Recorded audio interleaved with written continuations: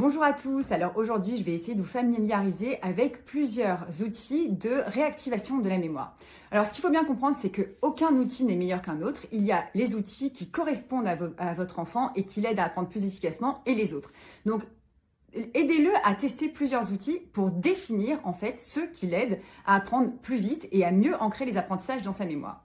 Donc le premier outil, c'est tout simplement la feuille blanche. Donc c'est ce qu'on appelle la technique de la feuille blanche.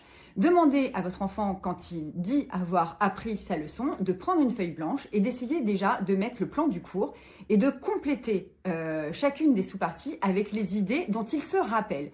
Ça va être une façon pour lui de véritablement vérifier ce dont il se rappelle et ce qu'il a oublié pour pouvoir concentrer en fait ses révisions sur les points qui lui restent à apprendre.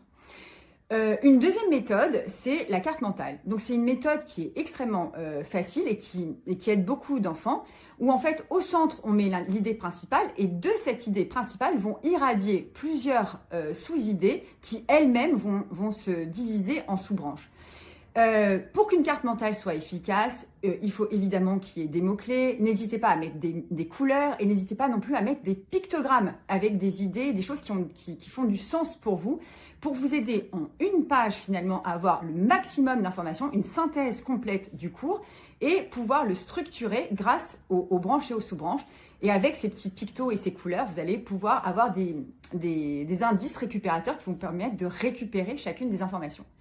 Il y a un troisième outil qui est extrêmement efficace, qui est le QQO-QCP. En général, c'est un outil qui est vraiment très utilisé pour tout ce qui est français, histoire, parce que ça permet de répondre aux questions fondamentales, qui, quoi, comment, pourquoi.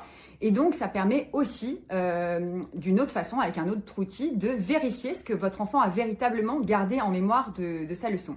Voilà, il y a beaucoup d'outils, en fait, pour réactiver sa mémoire. Aucun, comme je vous le disais, n'est meilleur que l'autre, mais encouragez votre enfant à tester plusieurs outils et surtout à utiliser plusieurs outils parce que c'est avec une approche multisensorielle des apprentissages qu'on ancre le mieux les apprentissages dans la mémoire. Donc n'hésitez pas à utiliser à la fois votre mémoire visuelle, auditive, kinesthésique, vos émotions, vos sens pour apprendre le plus efficacement possible et ancrer les apprentissages dans votre mémoire à long terme.